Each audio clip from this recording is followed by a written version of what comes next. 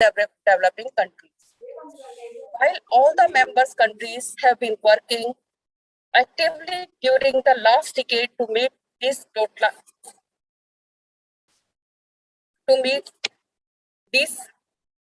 deadlines, many issues which impede on the proper implementation of all the provisions under TRIPS agreement by the members are still unresolved. As we enter the second decade of the new millennium, it is prudent to take stock of the prevailing issues and the emerging trends in the implementation of TRIPS agreement and related agreements as by the members of WTO. When we talk about the global membership economic scenario of the IPR, during the last 2 years, the last decades of 2010, in 2008 and 2009, the world has seen one of the worst economic downturns in the history. Two of the major indices for the assessing state of the economy are those related to GDP growth and the growth global trade. During 2009, world GDP declined by the 2.3, while the India's GDP, unlike that of many developed countries, grew up by 5.4%. Global exports came down by 12.2%. Am I audible? Yes, ma'am. Yes, you are audible. Continue. According to the World Trade Organization's press release of 26 March 2010 and the year 2009 saw decline of 12.2% in global trade by volume, the largest since 1965. The major losers has been the US 13.9%, the European Union 14.8%, and the Japan that is 24.9%.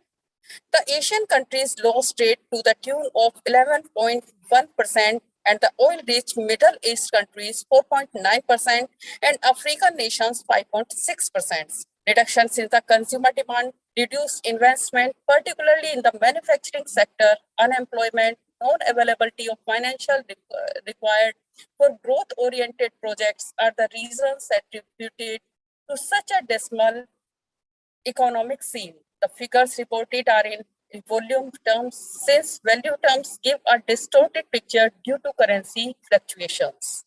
Changes in the commodity prices and tariff structures.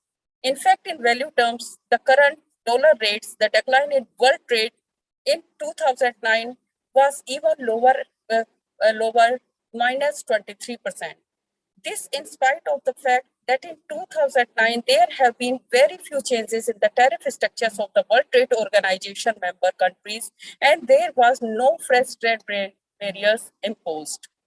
Economics believe that the worst is over and that 2010 will see an increase in the world trade by around plus 9.5%, and unless fresh protectionist measures from the major trading countries are brought in through unilateral action by the bigger economies, return to pre-2008 levels of growth are being forecast given consistent growth for at least 2 years. When we talk about the global trade and intellectual property rights, the issue regarding any direct relationship between the creation and exploitation of intellectual property and trade is depicted under TRIPS agreement was debated even at the time of negotiations for the GATT. Even after over 15 years of signing the GATT in 1994 and the establishment of World Trade Organization in January 1995, the issue is still being discussed. There are those who still believe that there is not even any empirical evidence that matters related to the intellectual right protection indeed influence and increase global trade. Some even opine that the intellectual property protection system, in fact, stifles free trade in view of monopolistic character of the system. However limited it is with respect to the time frame. While all the member countries of WTO, except the least developed countries which have still time in 2016, have enacted national legislation to implement a TRIPS agreement, enacted national legislation compliance patent system. there are some real or perceived distortions or deficiency in the patent systems practiced by some of the member countries. And these are not restricted to the developing countries. Protectionist measures, including provisions under the guise of safeguard measures, such as under the 300 and Super 301 laws in the US, are still operative. And in addition to the United States that continues the practice of first to invent against the first to file principle mandated under TRIPS for establishing priority. Now the question arises, what are the issues facing the World Trade Organization regarding intellectual property rights? Apart from monitoring the progress in the implementation of the provisions and dictates of the TRIPS agreement in all the member countries, the World Trade Organization is faced with the problem of finalizing the Doha round that was organized in the 2001 at the Interministerial Conference of Doha, that is situated in Qatar. As against the 8 years 1986 to 1994 for finalizing the Uruguay round, already 9 years have passed since the initiation of the Doha round. The current target is 2010, but it will indeed be a miracle if the new deadline can be made. While some progress has been made since 2008, the gaps faced by the trade negotiations committee, particularly in the areas of free market access, agriculture, and tariff rationalization, are indeed very wide, even though members are in general agreement on the need for an early closure of the Doha round. There does not seem to be any hope of any ready agreement for the resolutions of the pending issues. The safeguard measures included in the TRIPS agreement presumably to benefit the economically weaker countries. Example, the general principles under agreement under Articles 7 and 8 and later developments under Para 6 of the Doha Declaration on Intellectual Property Rights and Public Health have hardly seen used to benefit those who need them, primarily due to procedural difficulties and lack and expertise to exploit the provisions. When we see the global patent scenario, the multinational corporations account for 2/3 of the world trade, and industrialized countries file and receive over 95% of all the patents.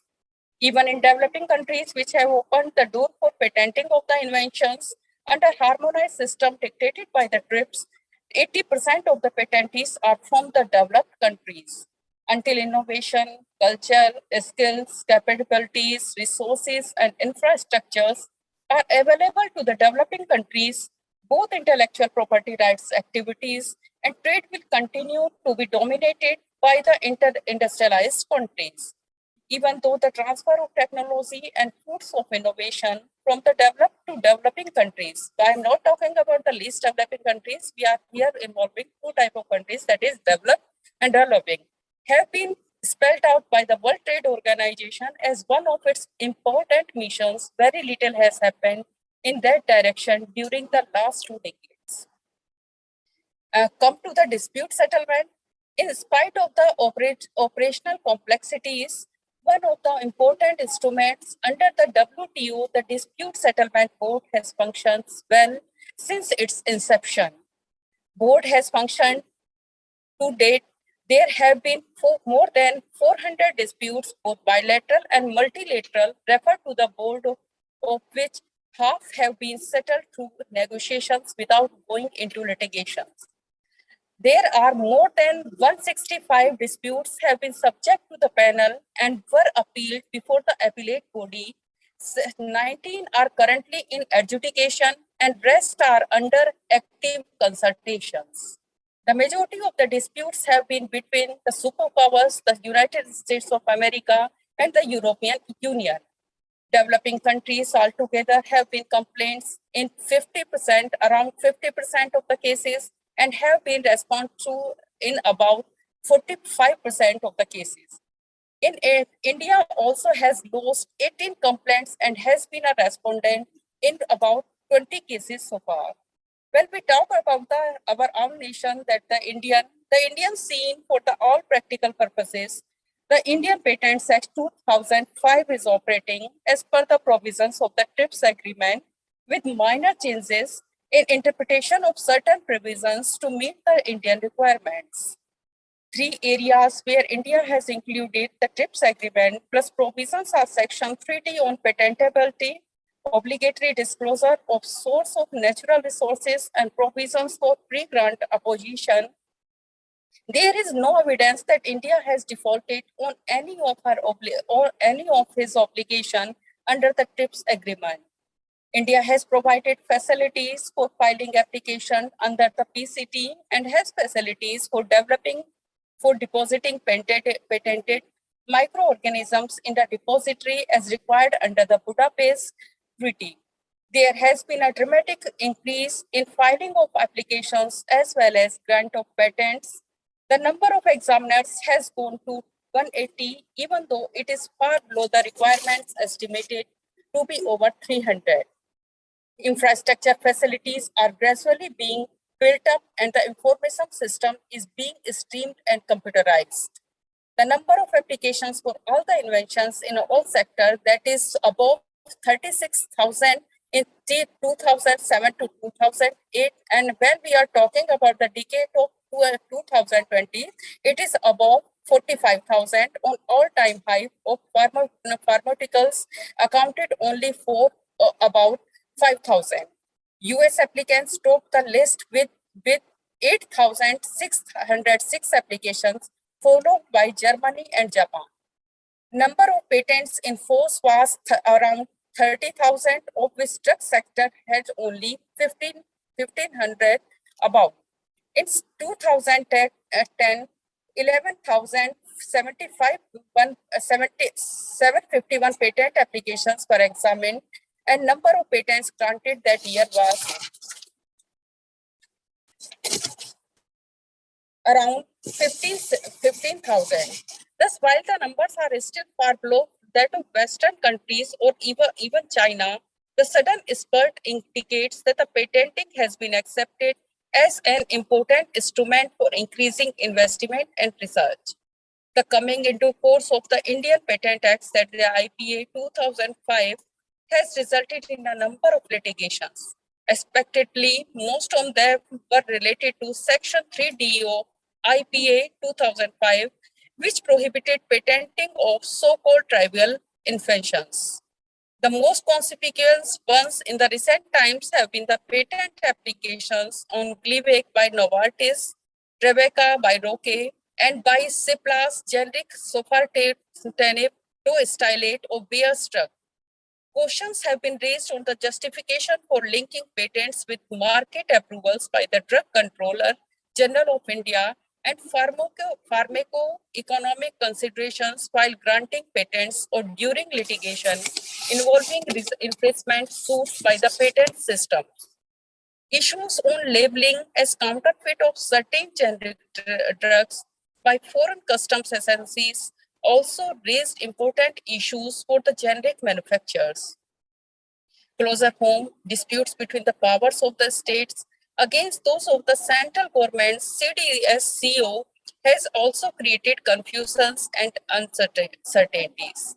Other issues which beg for the resolution through legal or administrative procedures are connected with provisions for the protection of data exclusivity as anti-competition practices, parallel imports, protection of traditional knowledge through appropriate protection systems, simplification of the compulsory licenses, geographical indication to extend rights beyond the points and spreads, implementation of the provisions under the Biodiversity Act, not a TRIPS issue, exploitation of publicly funded research through bowler-like provisions, and handling of the pre-grant and post-grant opposition cases expeditiously, development of adequate infrastructure, skilled human resources, and spreading awareness of the need for establishing a reward system for intellectual property creation through IPR protection are other areas of high priority.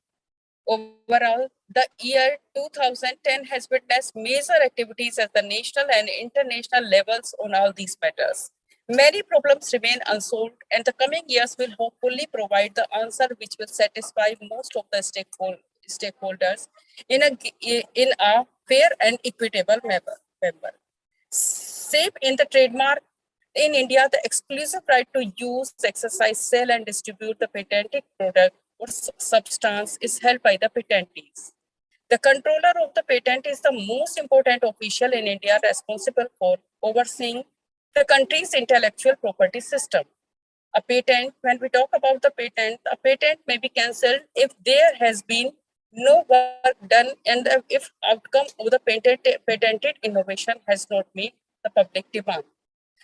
Our government also may restrict or ban the use of a patent in certain instances. When we talk about the patent, it comes in a variety of forms, including utility patents, designing patents, and plant patents. Unauthorized parties are not permitted to utilize patents without the consent, so patent owner infringement occurs when the infringer uses patent material in the identical form that the patent was issued in Patents Act 2005, amend the patent law of United Kingdom in 2005. Products in medicinal, food and chemical industries have had their patent protection extended. Compensation charges can be increased by up to 3 times in situations to intent or willful violation of rights. Section 3D of the Patentability of the Indian Pharmaceutical Products Patent Amendment Act of 2005 has had the following effects. When we talk about the passing of an infringement of the well-known trademarks in India, the passing of an infringement of the well-known trademarks is of immense importance in view of the several infirmities and drawbacks in the implementation of the existing laws. Out of all the intellectual property rights, the trademark is the only property which can be retained permanently as long as it is renewed. World is constantly changes. Apart from the physical phenomena, this change is attributed to various inventions and developments in trade and commerce. These inventions, advertising material, books, etc., are part of the human minds backed by the intellectual labor. The product of the great minds are protected through the world by the legislation. When we talk about the history of the passing of an infringement, in 19th century, we see the people began to think of the marks which had become distinctive of the traders' goods and so attracted goodwill as a type of property. The fruits of the same has sustained and intellectual labors of inventors has created wealth directly or indirectly among the nations for the purpose of creating further wealth in the India. We have codified, enacted laws on all intellectual property rights, including the trademarks also. On par with the international laws and convention, and in view of the TASTE agreement, domestic and international brand owners are protected. Even if trademark is not registered in India, a foreign trademark owner can initiate a passing of action against the of infringer. The trademark provides statutory protection to all the trademarks, including the well-known trademarks, which are protected under the common law. In initial topic, we did that there are lot of disputes between the in WTO, TRIPS agreement, and the IPR related to Indian issues. When we talk on the basis of national issues and international issues, we have a codified law on the given IPR. But in the international scenario, when we talk about the international scenario, there are regular certain conflicts. So it has left, according to the international law, that what decisions are taken by the government of the nations, they will be applied in their country. But if the member nations are the countries of the WTO or IPR or the TRIPS agreement, they have to follow on international protective the international laws relating to international IPR issues. So there are certain, madam, I am closing my words with this. All this, it was enough.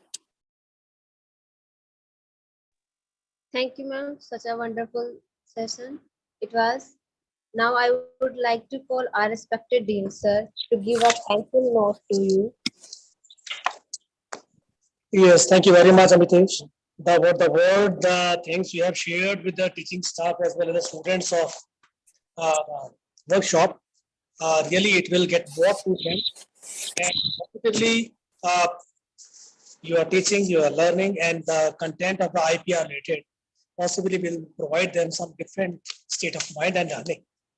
So, Vitesh, I'm very thankful to you that you spare your time before us. And I hope that the same coordination contribution you will be give in further. Thank you very much again. Thank you very much. Thanks.